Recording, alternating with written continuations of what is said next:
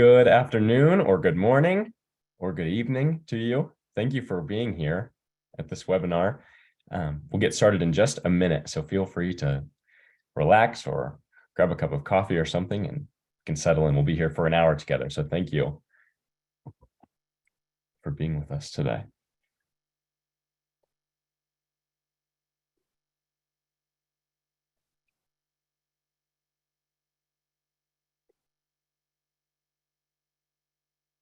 For those of you just joining, this is a Catholic Climate Covenant webinar. So if you got on the wrong link, then now's your time to go. But this is Catholic Climate Covenant. And it's our first webinar of 2023 called The Future of Catholic Climate Advocacy. We're going to talk about the International Conference of Parties on Climate Change that occurred in November, the Inflation Reduction Act, a federal law passed in the United States last year that deals largely with climate, and the new Congress that just was installed in the United States just last week.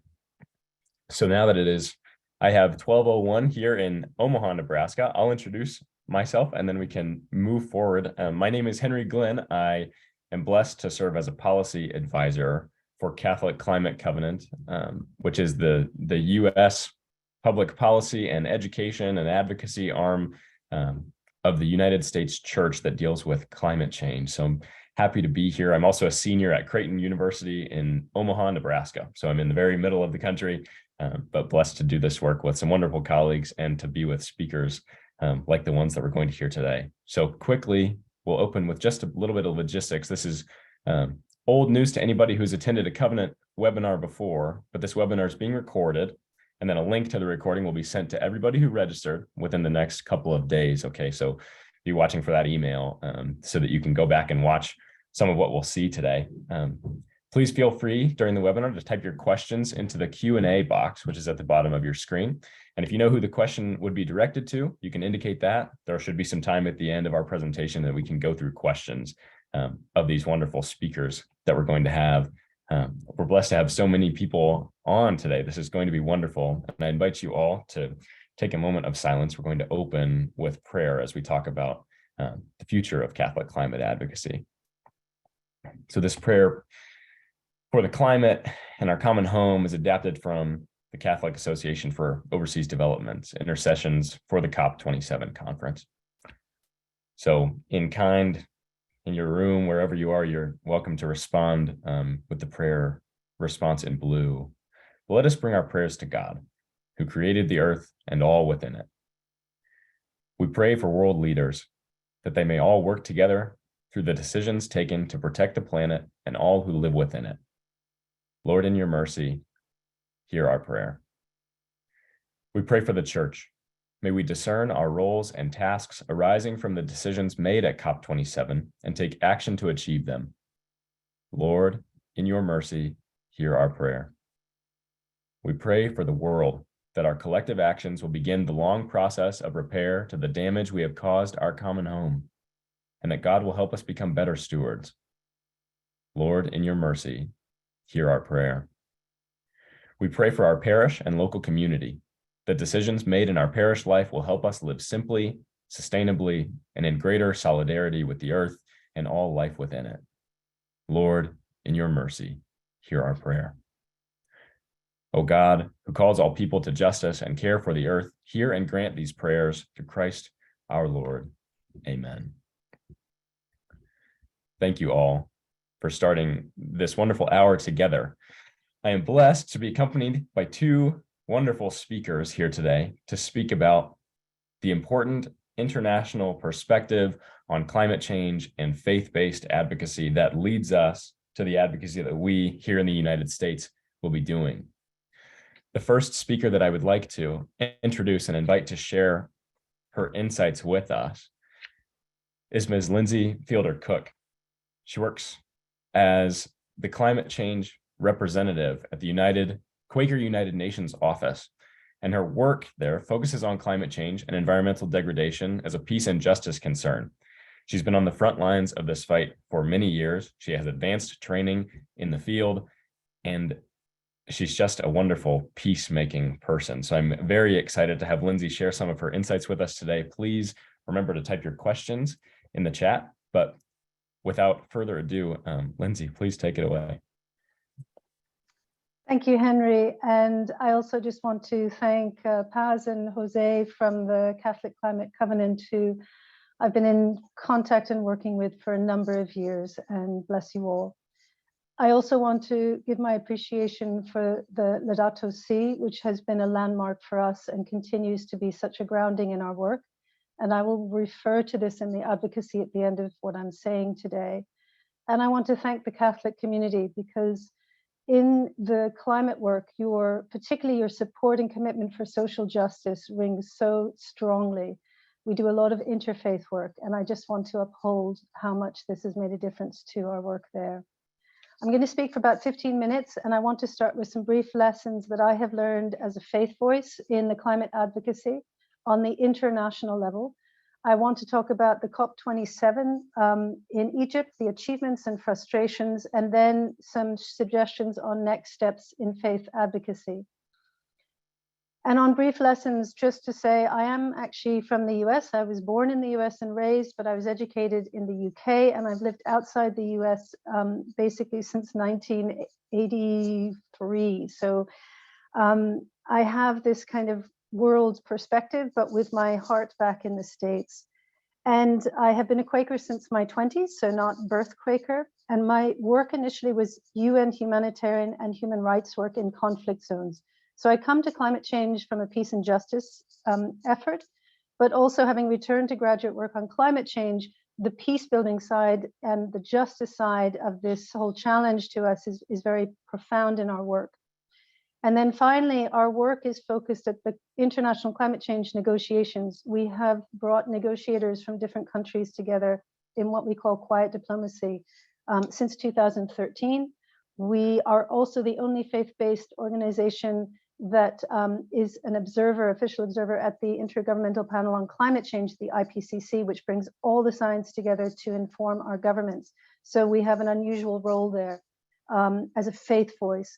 And we advocate for urgent, transformative, and healthy and rights-based climate action.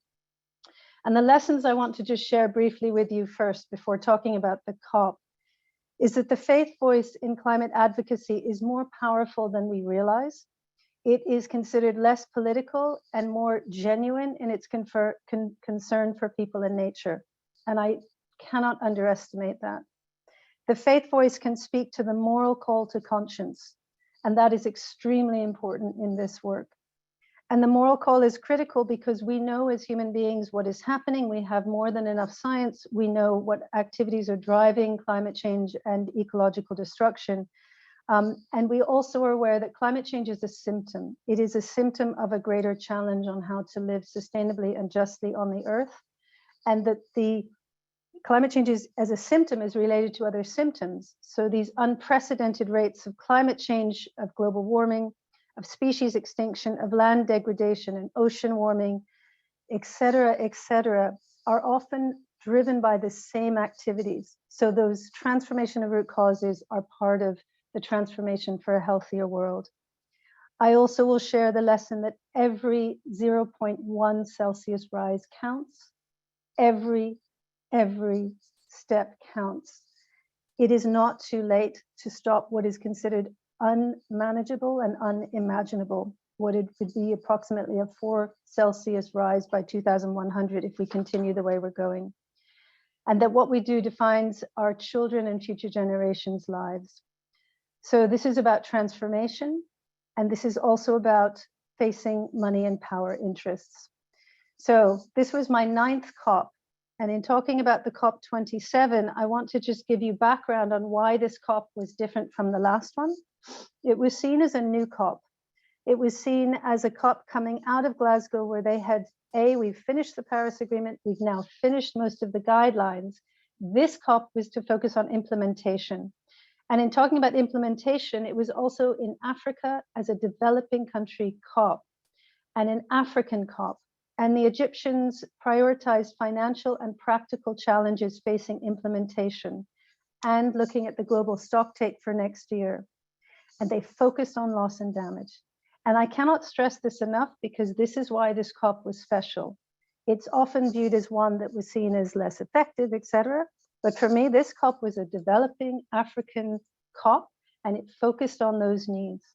So the greatest, when I talk about achievements, for me, the greatest achievement of this COP was the recognition, a moral and courageous decision to fund loss and damage. So the language was to create a funding arrangement for loss and damage for those people who are the most affected and the least responsible. And that has been a fight for years, and one of the strongest opponents to this was the US. And I can go into the politics of that if you wish, but what happened there was a courageous and moral recognition and achievement. And part of why I left this COP less sick than I normally do. They also agreed on a global adaptation goal, and adaptation is critical to developing countries because most countries in the developing world are just trying to keep going and trying to catch up. And most of their emissions in most developing countries are not the issue. They are not the greatest problem. Also, there was a work program on just transition, and just transition is what we call a rights-based approach. Again, critical to how we do climate action. Do we do it well and get the support of people, or do we do it badly and get the reaction? There was a lot more honest engagement at this COP about the multilateral bank reform needs to lend money and how to lend it. There was progress, again, on loss and damage, something called the Santiago Network. There was more discussion about issues like the sovereign debt crisis. For example, when Pakistan had the floods, they estimated some 44 billion of damage in Pakistan, but that year they had to pay 18 billion in debt repayments. This is the situation so many countries are up against. There was more recognition on sustainable lifestyles, and that comes out of a developing country COP voice. And there was growing recognition of human rights in the language. Again, this is something where many faith voices are pushing for human rights language, rights-based approaches, and the recognition that happened last year on the right to a healthy environment. Frustrations. Uncourageous on fossil fuels. Last year was a step when they talked about reducing coal, but they did not mention oil and gas, and they did not mention it this time. And we see the results of that. It's almost like it's okay. The Egyptian presidency was limited in preparation and guidance. There was a lot of frustration. Logistically, it was not an easy COP to get food, water, etc., but put that aside. Frustrations, the commitments that countries are offering, what we call the nationally determined contributions, are way off to hold temperatures to a safer temperature rise. At the current NDCs, the latest IPC science is saying approximately up to 3 Celsius increase by 2100 based on pre-industrial levels. And that is what we would call catastrophic globally. There was a lack of urgency in many of the language, I would say, and the wealthy fossil fuel extraction countries. Now, this is not just developed countries, these are developing too. This is Saudi Arabia, this is Canada, US, UK. These are countries that are earning a great deal of their economy on fossil fuels. They are pushing very strongly against any mention of oil and gas. They are pushing for more expensive, inefficient, and not proven to scale technologies such as carbon capture storage as a sort of answer so that we can carry on with fossil fuels. This is really one of the great challenges and comes into the advocacy. But even some of the louder developed country calling for more action, such as the UK, which was the COP presidency, they also were giving out licenses to oil and gas. They just approved a new coal mine. They also have banned onshore wind turbines in England, although that's just been overturned. What I'm saying is that no country is perfect, and every country has every country has improvements to make, and profound improvements. And also it was a great disappointment that some of the latest IPCC, the climate science findings on peak global emissions before 2025 to limit warming to 1.5 did not get in the cover decisions. But the reality check of this COP was about how do we support developing countries in this transfer, in technology transfer, in the promised finance, which we still have not delivered as promised back in 2009 by 2 years ago. Many of that finance that is coming through is still what we call loans, not grants. Therefore, it's putting people into greater debt. And the private sector is offering finance, but the priorities of the private sector may not be the priorities of that community. So faith advocacy, next steps, and my sort of finalizing here. The Laudato Si remains a powerful grounding spiritually, scientifically, ethically, and politically. Spiritually, because it is honest about how we as Christians have viewed nature as our domain. It asks us not to fear, but to witness and act. To quote paragraph 9, it is liberation from fear, greed, and compulsion. I cannot stress more how this Laudato Si has articulated everything I would hope to articulate and more. Scientifically, because it was written with climate science, Catholics involved in the climate science were very involved in it. It engages honestly with the root causes in ways that much of us out there in the decision maker text do not engage as honestly. So hold to that. And ethically, because it talks honestly about responsibility and accountability. What the US, and I say this as an American, often spends most of its energies avoiding.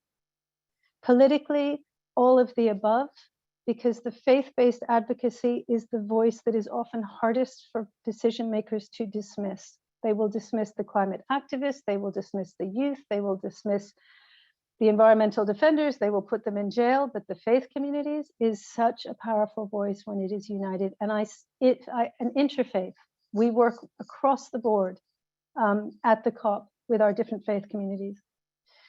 For advocacy, I would encourage, particularly in the US, we are the highest emitter of developed countries, one of the largest historical emitters, responsibility and accountability. Keep us grounded in social justice, support loss and damage. The US can support payments through what we call polluter pays. You tax fossil fuels at extraction, for example, not the users. Urgent and rapid transformation of root causes, not just symptoms. So we are looking at geoengineering and climate engineering techniques that are being pushed that are of serious concern and could do more damage than good and not actually transform the root causes.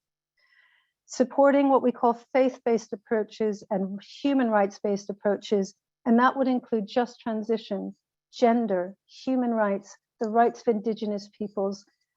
These are all the rights of youth, intergenerational justice, we call that. These are things that I hope in your advocacy can be grounded in that space. And the spiritual strength to inspire the story, the right to a healthy environment, which the US supported, it did not block, let's say. That was a really important step last year at the UN to recognize a human right to a healthy environment. And that is a story we need to hold to because we need the inspiring stories. To overcome fear, to overcome the powerlessness is your own witness in your lives, to then speak politically. And to be very careful when we are talking about net zero, be very careful what they are saying. We talk about real zero. Net zero has this capacity to be seen as carbon offsets. We can keep doing what we're doing, we just plant more trees. That is not going to get us to a safer planet. And and I'll finish here, one of the profound statements in my IPCC work and the negotiations was the statement, and I worked with the US delegation not to cut this out, was that land currently is a sink of emissions, but can quickly become a source, fires. So if we do not reduce emissions at source and just plant trees and depend on nature, we're actually not going to get there at that state. We have to do the root causes. Thank you so much. Wow. Thank you so much, Lindsay, for your insights and your challenges and your stories. That was quite powerful. Thank you so much. Lots to think about. Real zero, I think, will be something I go to sleep thinking about tonight. Thank you. Our next presenter is Father Eduardo Augusto Scarel. He's a Carmelite priest and a senior advisor to the Laudato Si movement. He currently is based in Spain as he'll speak about, I'm sure, holding graduate degrees in atmospheric and oceanic sciences. He's a professor, a researcher, a consultant in ecology for the Bishops' Conference of Latin America, and a member of the International Commission for Justice, Peace, and the Integrity of Creation and the Carmelite Order. So as you're thinking of questions for Lindsay and for Father Eduardo, keep in mind that these are some experts in the field who were also on the front lines of the climate fight itself. So we're very grateful to have them here today. And with that, Father Eduardo, please take it away. Thank you very much, Henry. And I also want to thank all the organizers of this webinar, the Catholic Climate Covenant, who gently invited me to share with you my views and my experience in last COP27, especially as a member of the church, as part of a scientist, but also as a Catholic believer and supporter of our advocacy actions and work that we are doing worldwide since long. And one thing that attracted my attention of the presentation, of your presentation, Henry, is the picture that drove me back 12 years ago. That picture is of me 12 years ago, so I was younger. So thank you. I would like to share the following. Since the Paris Agreement in 2015 and based on Laudato Si encyclical, the key Catholic climate justice demands at the recent climate summits are related to 4 pillars that the Secretary of State of the Holy See, Cardinal Petrolini, mentioned in the open introduction that he addressed in COP27. The pillars are mitigation, adaptation, finance, and loss and damage. These 4 pillars are interconnected and are a marker of fairness, justice, and equity based on faith values and should be delivered by all nations as soon as possible. Though admitting the road to achieving the goals of the Paris Agreement is complex, actions on its 4 pillars are every day more urgent since the warning of climate science is unambiguous. As Lindsay shared on the IPCC final report, it is very urgent to look for solutions. Financing concerns creating new funds for loss and damage, policies and strategies in vulnerable countries, as well as the financing of just transition in terms of alternative energies. Mitigation, in turn, also includes the urgent need to phase out fossil fuels, understanding fossil fuels, coal, oil, and gas. In line with the latter, the Vatican Dicastery for Human Development has adopted the Fossil Fuel Non-Proliferation Treaty on July 5, 2022, calling for ending all new exploration and production of coal, oil, and gas, a phase-out of existing production of fossil fuels in line with the 1.5 degrees Celsius global climate goal, and a fast track in real solutions and a just and fair transition for everyone. Having said that, gathered in Sharm el-Sheikh at COP27 venue, nations have achieved some important points on the climate change loss and damage agenda. Countries have decided to establish new funding arrangements for assisting developing countries that are particularly vulnerable to the impacts of climate change, including a fund and the mobilization of new and additional resources, recognizing the need for support from a wide variety of sources, including innovative sources. In this sense, for instance, the European Union, during the negotiations, floated the idea of contributions from oil and gas companies, as well as levies on air tickets and shipping containers to go towards a loss and damage fund. The creation of the fund is to be established by a transitional committee over the course of the present year. It's not yet solved. Another not minor positive aspect of COP27 was the launch of a new work program that includes an annual meeting of ministers to discuss the just transition to alternative energies, providing a forum for the talks that have already begun on the issue of fossil fuels, as we'll see below. All the above is indeed a great progress in the climate justice agenda. However, as Lyndon also shared, on the other hand, little progress or nothing has been done in mitigation of climate change, which means to tackle the main driver of it, that is to say, fossil fuels as the first and foremost cause of global warming. Note that it was only at COP27 in Glasgow in November 2021 that something about the problem of fossil fuels was included for the first time in an official text governing the climate commitments of the Paris Agreement. It was a major achievement, albeit with loopholes. That COP27 cover document offered the intention to phase down unabated and phase out inefficient oil subsidies without any specification of terms. For example, what does unabated coal mean? The term is not specifically defined and lends itself to abuse by the fossil fuel industry and producing countries to justify continued coal production. Nor does the term mention oil and gas. Also, the term inefficient fossil fuel subsidies was used 13 years ago at a G20 meeting in 2009, but it was never made clear what makes a fossil fuel subsidy efficient. Since then, the term has been misused to cover up the continued public financing of coal, oil, and gas, as we see every day. For this reason, the Holy See expressed its concern at the time about the existence of several gaps in the COP26 document in the areas of mitigation, adaptation, and financing, elements that are fundamental to achieving the goal of the Paris Agreement.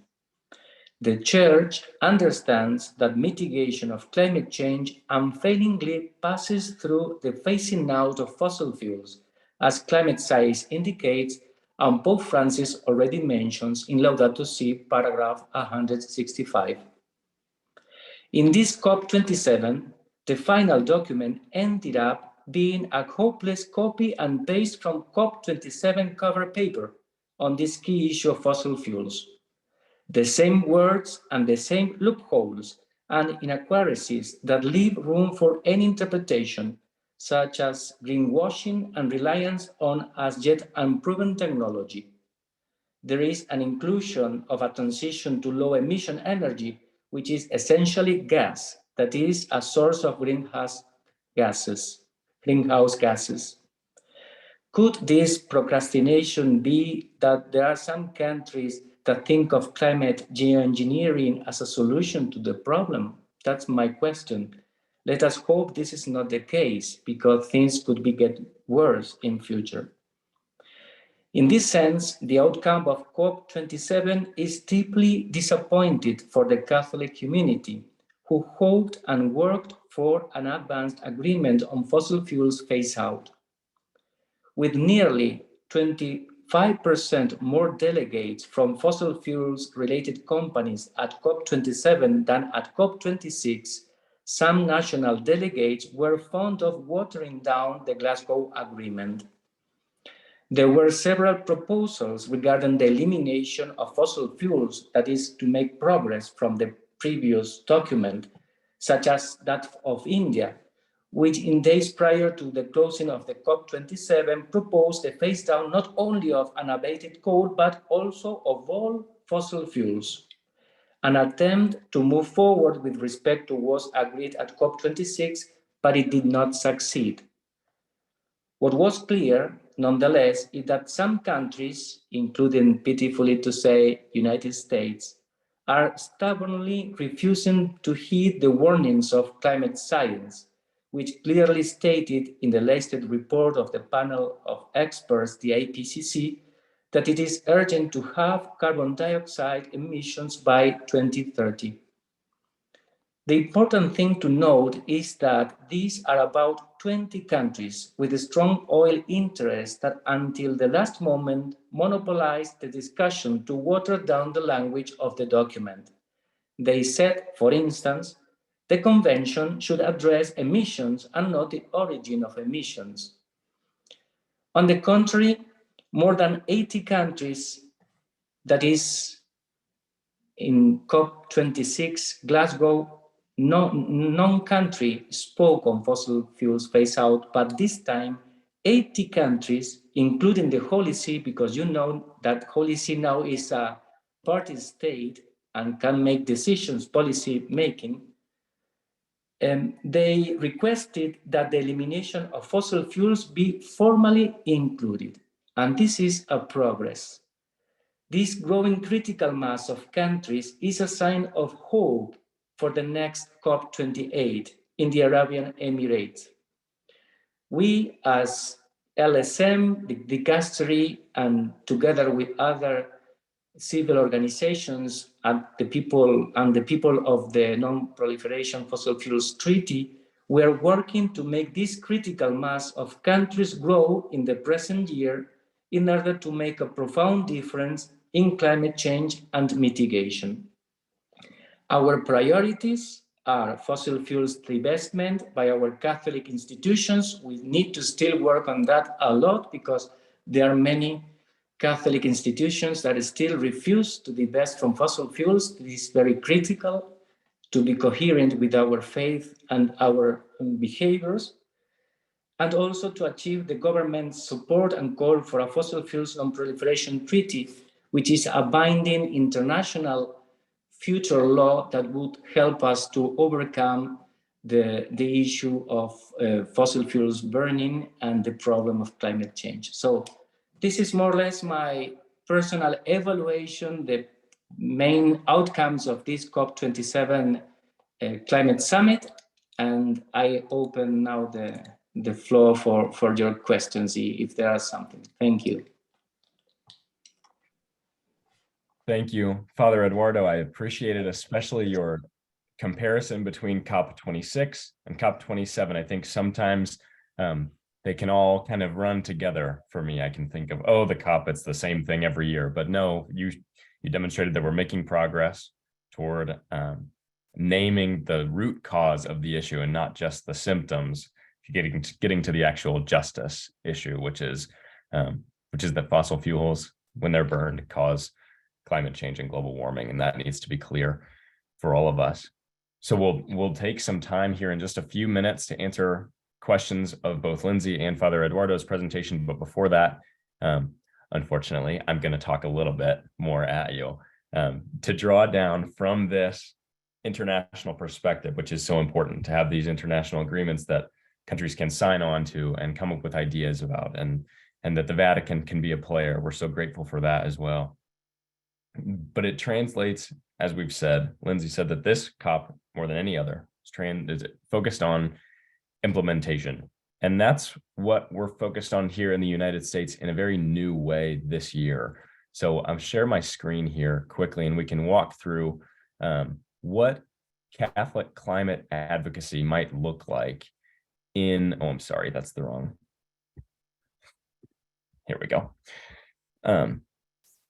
What it might look like in this new Congress. So if you're here at this webinar today, we welcome you to this Encounter for Our Common Home campaign. This is something that we did last year to advocate for a number of climate provisions that were then eventually included in a bill called the Inflation Reduction Act here in the United States, $370 billion in climate investments that we advocated for as a Catholic moral voice, lifting that up to our United States senators. And we also conducted some work around the election, some educational work for our Catholic sisters and brothers in Wisconsin and Georgia and Arizona, asking them to keep their common home in mind when choosing their candidates during the midterm elections. So this is new work for us as Catholic Climate Covenant and as the United States Catholic community, but it's exciting work, and it's work that we're going to continue this new year. So this everything that we do, including this webinar, is part of this Encounter for Our Common Home campaign, this coalitional thinking around how can we work together better to advance climate solutions across the United States church and government, and even across the world. So we'll talk today a little bit about what happened last year, and what the new year brings for us as far as policy options. Now, there are many, but we'll speak of just a few, and then how you can become an even greater part of this Encounter for Our Common Home community. So I spoke a little bit about it, but the Inflation Reduction Act is a bill that was passed near the end of August, allocating, as you can see, billions of dollars in climate programs and investments to implement a clean energy solution in the United States. It's projected that it may, if it's implemented correctly, reduce U.S. greenhouse gas emissions by nearly the level that we desire, and that is our goal by 2030 as a country, what we've agreed to.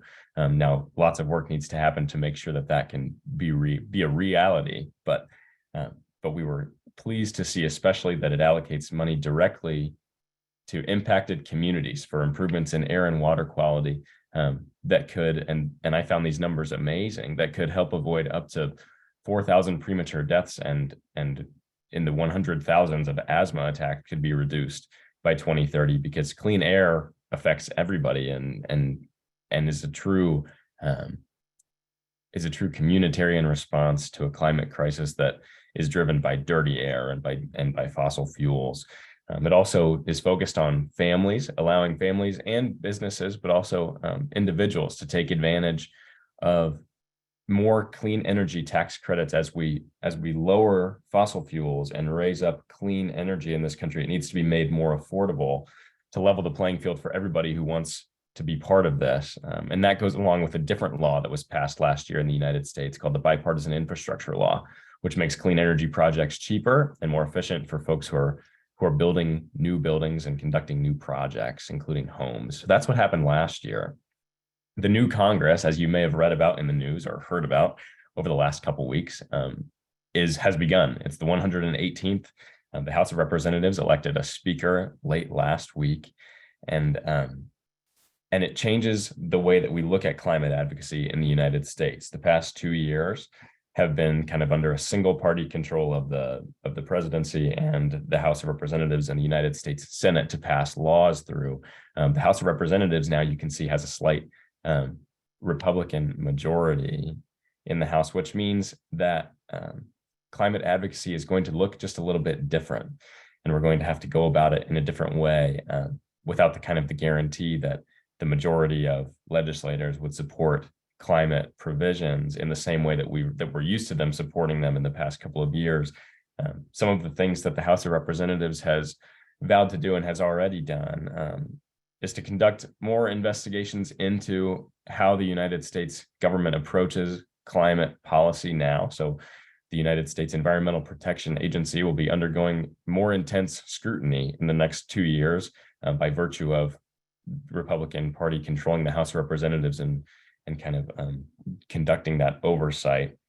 Another thing that's already happened is that the United States House of Representatives has disbanded their committee on the climate crisis. It was a special select committee that held hearings and advanced the issue of climate change in the House of Representatives. Now, the Senate, on the other side, the United States Senate, still does have the Bipartisan Climate Solutions Caucus with both Democrats and Republicans on a committee working around the issue of climate change. So we applaud that, but we will miss the House Select Committee on the climate crisis for the next 2 years. Now, there are lots of options for policy this year. There are lots of things that are still going to need to get done, regardless of the fact that the Congress is not now under one party control. There's going to have to be compromise because there are things that need to happen this year and need to go through, and climate needs to be a part of all of the decisions that our government makes on the federal level. And we, as people of faith, bring a moral voice that, as Lindsay so kindly pointed out, is a powerful voice on Capitol Hill and to our legislators, because it brings in the human characteristics that can so often be forgotten on a federal level. So we'll go through a few of these quickly without diving too deeply into the policy part of it. There is a bill that gets passed every 5 years in the United States Congress called the Farm Bill, and it authorizes billions and billions of dollars in funding for farmers and farm programs across the United States to ensure that our food is safe and is farmed in the most efficient way. So there has not been a farm bill since 2018. So this is the 5-year limit, and there will be a new farm bill this year that will be negotiated and voted on and reauthorized in this kind of divided government that we have. But it's full of opportunities for climate advocacy, because farming is actually, I mean, well, it's one of the largest parts of the United States economy, of course, as we know, but it's also the most low barrier of entry to protecting our common home, because it's actually more efficient and better for farmers to take care of their land.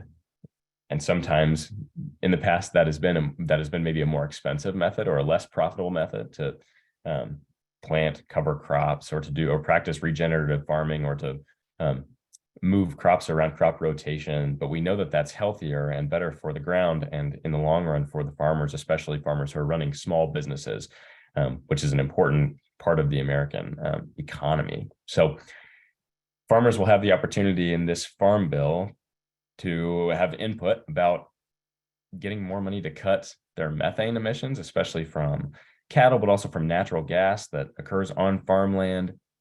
Methane is a greenhouse gas that is more pungent even than carbon dioxide, and it's something that needs to be addressed as a greenhouse gas emission. Food waste reform will occur, hopefully, through making composting more affordable and more accessible to cities and municipal governments especially, and food pantry systems, allowing less of that food to go to waste, and more of it to go to folks and animals who need it. We throw away a lot of food in this country, and we need to incentivize not doing that, right? Agriculture system reform writ large is kind of what we're talking about. We want farmers to be able to conduct green farming in a truly kind of in a way that aligns with our climate goals, in a way that's affordable as well, knowing the pressure that small farmers face around the country from large multinational farming corporations that can kind of buy out smaller farmers and operate less sustainably because they have the overhead and the capital to be able to do that. We like small farmers to stick around and grow clean food and sell clean food to us. So that goes right alongside USDA, the U.S. Department of Agriculture, conservation programs about incentivizing farmers to leave some of their ground unplanted, or to plant trees on their ground, or to take better care of their soil and leave that topsoil layer so that rich crops can continue to grow. And this regenerative and organic farming has bipartisan support in the House of Representatives because it's proven that it works, first of all, and also that it's more economical for farmers to operate in a regenerative or an organic way. So this will be something that we keep our eyes on and advocate for. So especially those of you coming from farming states, maybe I'm speaking with such vigor about this because I'm in Nebraska, but this is an important feature of our climate advocacy this year, and one that should not be overlooked. The Farm Bill is a massive operation, and it's a place where the Catholic voice could be well inserted, especially from those of us from more rural areas. So we'll be looking at the Farm Bill. Next is the National Climate Adaptation and Resilience Strategy Act. This is exactly what it sounds like, even though it's a mouthful. It's a whole of government strategy. So it's the first outline for executive, legislative, and judicial departments of the federal government, which is massive, putting together climate adaptation and resiliency plans, so that it's not every single department doing their own climate plan kind of as they see fit, which, as we know in Washington, can change as the political tides shift, but rather a law that outlines expected goals and communication strategies between each branch of government and each department within those branches as to how we operate in a climate uncertain future.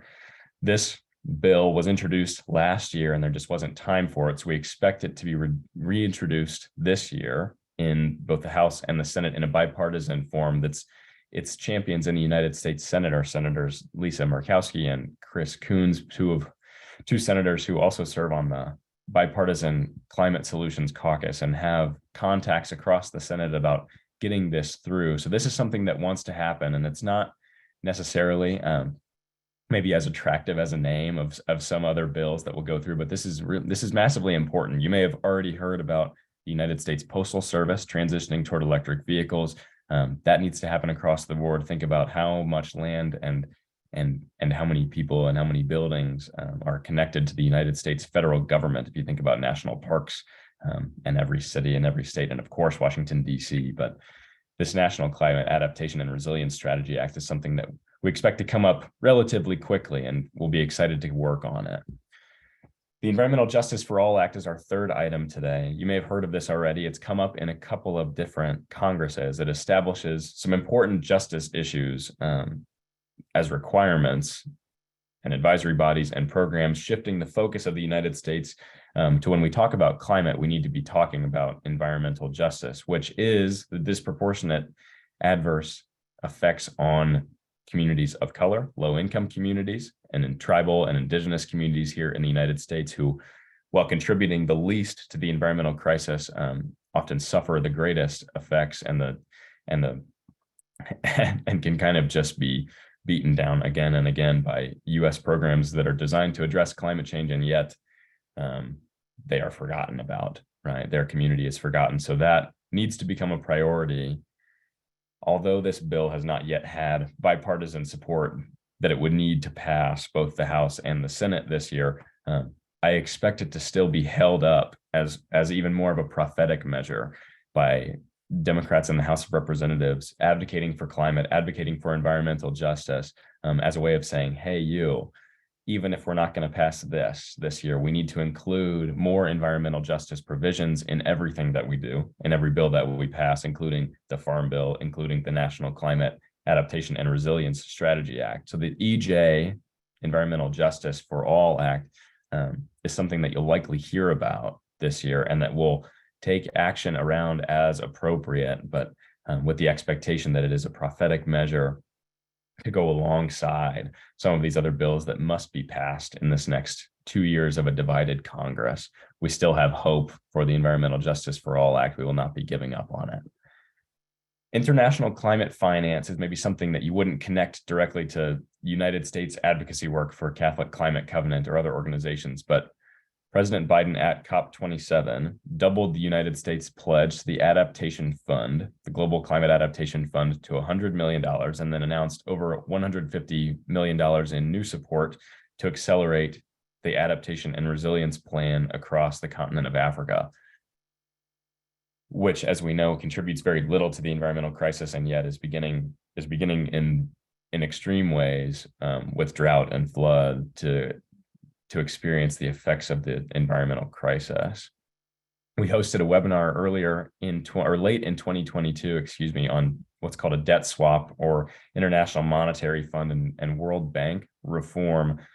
This deals largely with how sovereign debt is handed out. And as Lindsay mentioned, it was talked about at COP27 this year, which is inspiring, but it takes more work on the back end and an interesting spot for the United States to step into. So for those of you coming from New York today, this is directed largely for you. So about half of all of the sovereign debt that countries owe in the world is held by private lenders, so not by a public fund like the International Monetary Fund or the World Bank. Those private lenders don't have to adhere to the same rules as those public lenders do. And close to half of all of that private debt is held in New York State under New York State contracts. So there's an effort in the New York State legislature this year to make those private lenders adhere to the same debt relief and regulations as the public banks do. So that's something that's very important and that we need to be helping out on. So those of you from New York, I'll probably be reaching out to you in a few weeks about calling your legislators there and setting up some meetings. Jubilee USA is an organization that is working on this there, and it's very exciting. So we want to keep our eyes on it while also advocating for international climate finance in a way that's fulsome in the United States and that follows through with the commitments, not just a commitment at COP27, but then a commitment by the United States Congress to do so. So we need to be speaking about that and advocating for our sisters and brothers in other parts of the world who need this international climate finance. Finally, the Energy Innovation and Carbon Dividend Act is something that if you've been connected with Citizens Climate Lobby, you've probably been advocating for a few years. right? And it's something that the Catholic Climate Covenant has not necessarily stepped into, and we don't expect this act to kind of make any further progress this Congress than it did last Congress. However, it's important to be talking about the price on carbon as we think about the future of clean energy, because that's what this bill would do. And what we know is that instead of a price on carbon, what's likely to come out of the House of Representatives like early in the year that we would need to make sure is advocated against is a domestic fossil fuel production and critical mining package of legislation by House Republican leadership. So we need to make sure that we're not talking about more fossil fuels, we're talking about fewer fossil fuels. And if we're talking about critical mineral mining for electric cars and other lithium batteries that are needed, we're talking about the human aspects of that mining and making sure that that's done in a humane way, in a safe way, in a fair way. So that's something that will likely be coming up and that we'll be asking about and talking about. And to conclude, before we go to questions, which I'm very excited for, just to know that this Encounter for Our Common Home campaign is a campaign of many organizations there in the United States, including Laudato Si movement, Sisters of Mercy, and others. And we invite all of you who are here today, if you have not yet been connected with the Encounter for Our Common Home community, we invite you to join, because every single month this year, we're going to have coalition calls about this, about Catholic climate advocacy, about what's going on in the world, in the country, in your state, and in your community. And this will be a space to come hear from staff and from partners, hear from people who spend their days doing what I do, reading news and talking about it and thinking about it, but also hear from fellow advocates around the country and hear about what's going on in Florida and Indiana and Georgia and Alabama and all over the country, to then give feedback to each other and have open floor discussion about taking certain action items every month. So this is a community that is open to anyone and is open to everyone. And we welcome all of you to take part in these meetings. The first call will be at the end of the month. And if you sign up for the Encounter for Our Common Home community, which was included in the Catholic Climate Covenant newsletter today, or it can be found on the Catholic Climate Covenant and God's Planet websites, you can join this community and be part of these calls, and we'd welcome to have you. So with that, I will stop sharing my screen and we can go to some of the questions that have been raised, if that's okay with Lindsay and Father Eduardo. I'll kind of lead through some of these, so I'll catch up on my questions. But Lindsay, first to you, I noticed a question earlier that I think could be interesting to speak about. If you would maybe be open to touching a little bit more just on what real zero means, and then maybe this geoengineering issue that you and Father Eduardo both brought up. I know that's something that I just recently learned about. What is it, and why is it maybe alarming or disturbing? Sure. So net zero is a phrase that came into the Paris Agreement draft relatively closer to the time of the actual agreement. It wasn't in there for a long period. It sort of came in, and it was a way to politically say it's, yes, you can reduce emissions, but you can also maybe plant trees and use that as a carbon offset and just keep doing your power plants and it'll be okay. That's why it's a concern, because for those who want to maintain the drivers of climate change, of emissions, much of which is very lucrative activities, right? Fossil fuel extraction, deforestation, unsustainable agriculture, unsustainable economic systems make some people a lot of money. And actually giving that up is a fight. So net zero is a concern if we're not actually reducing emissions at source, as Father Eduardo also pointed out. And this is a fight openly, very clearly with fossil fuel wealthy countries. Again, that's not necessarily developed, it's also some developing. And that links to, so we say real zero because it's a challenge to say it's not just about net saying, oh, well, we'll just plant more trees, but we'll carry on with our coal. It's actually about we must reduce, we know these are driving, we must reduce fossil fuels, we must actually address our unsustainable economic systems, our unsustainable agriculture systems, basically how we are living in ways that exploit and extract are destroying our children's ability to live on this planet and all future generations. That's why we are very clear, if you're saying net zero, what are your actual policies? Are they actually reducing emissions, or are they just trading them? The other thing on geoengineering, and the IPCC, I think, is actually backtracking, because the pressure from countries like Saudi Arabia in the negotiations of their final text was so intense. And we're, as the only faith-based organization there, the Holy See should be there, and hopefully they will be there. They have the right to be there, so we're hoping they get that sorted. Is that it's being used as a way to say, and we saw this in the COP27 particularly, fossil fuels are fine, we just pump it into the ground, right? Now, the problems with geoengineering, if we look at carbon capture storage, is that it is not available to scale, it is expensive, it is inefficient, and it maintains fossil fuel infrastructure. But at the COP27, it was like a fair, you know, like a bazaar of selling these narratives that it's all going to be fine with geoengineering. Now, that is, I think, for me, one of the greatest immoral acts on our children. There are ways where carbon capture storage will be needed for what we call hard to abate emissions. And we also say this for carbon, what we call carbon dioxide removal options. CT, sorry if this is strange language, but it's saying we'll do afforestation, right? To remove. That is needed for what we call hard to abate emissions. But if we see it as a substitute to actually transforming and reducing the root causes driving this, then we're lost, right? So if we just say fossil fuels are fine, we just pump it into the ground, we're leaving our children with storage issues, we're leaving them with leakage, we're leaving them with expensive when we could have transformed now. And I just wanted to add, somebody was asking about what can we do? Decentralized renewable energies. Get those solar panels onto everyone's roof. In Germany, they did it by giving loans to everyone, and you could pay back by actually paying through the energy that you earned. So, you know, you want to put solar panels on your lawn, you have to make it a business in the States. If you have more than a certain amount, you get credits, you don't get money. Change that system, make people benefit from it. Things like that. So Germany has more solar panels than any country in Europe because of its policy. I'll shut up there.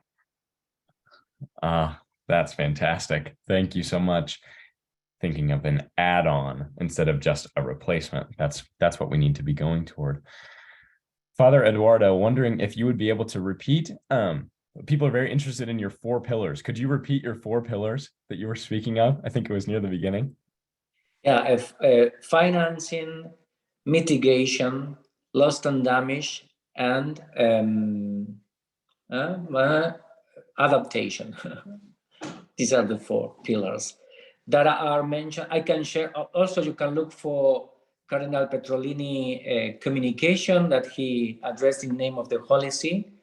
Something that you must know, that the Holy See from October the 4th last year is a party of the COPs. So before that, it was just as an observer state, but now it's a party. So it's a state that can make, and it's making policies. So it's a wonderful news, because we are influencing in putting our voice together, but also we are working as grassroots, as social civil society, in connection with other organizations to support and to call our governments for the fossil fuels phase out.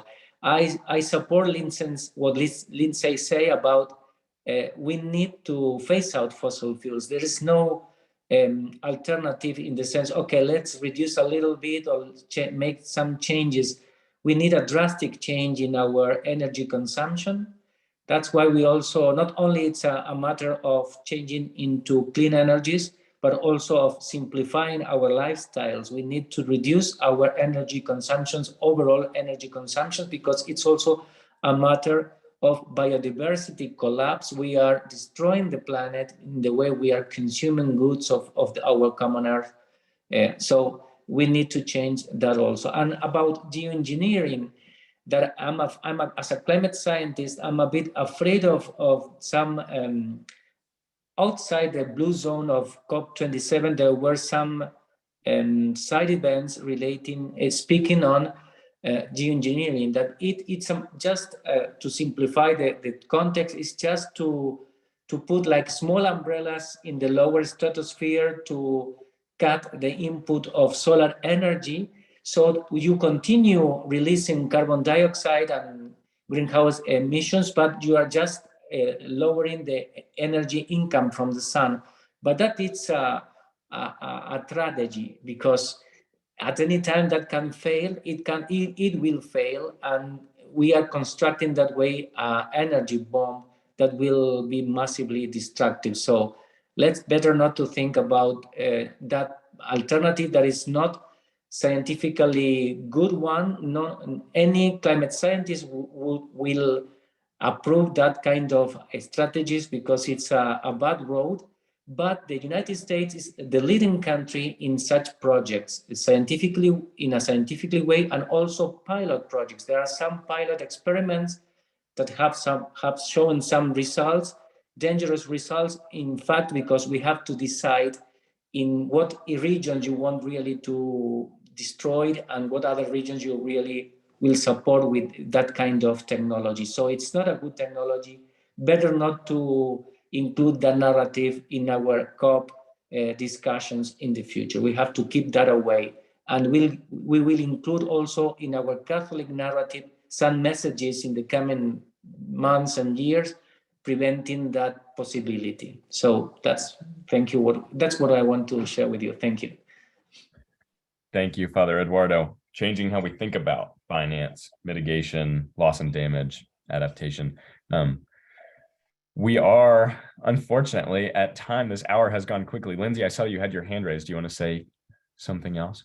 Just quickly, the IPCC will be presenting its synthesis report in March. I've got the draft right here. We will be arguing for strong science in there. When it comes out, the policy, the actual summary is only about 40 pages long, hopefully. And it's readable. It's got graphs, it's got pictures. Greta Thunberg, when she was invited to speak to the Congress, actually, they asked her, what are your questions? She handed them an IPCC report and said, read the science. Use this synthesis report. It will be readable. You hand it to your policy people and you say, you are not protecting our children. You are not protecting our world. And this is a moral call to conscience. So it's a weapon. A Quaker says it's a weapon for you, but it's coming out soon. Wow. Well, I will look forward to that. I know that the rest of us will as well. Thank you so much, everybody who was able to be here today. Please follow up with Catholic Climate Covenant and email us and join that Encounter community. And we wish you all the very best of the rest of your day and week and month. Thank you.